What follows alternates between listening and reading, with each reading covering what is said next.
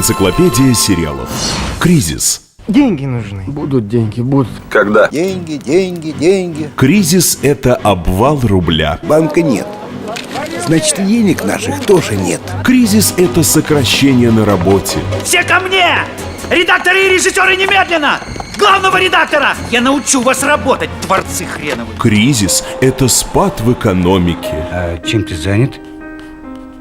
Составляю наш бюджет на текущий год. Кризис доведет кого угодно до края. Хорошо.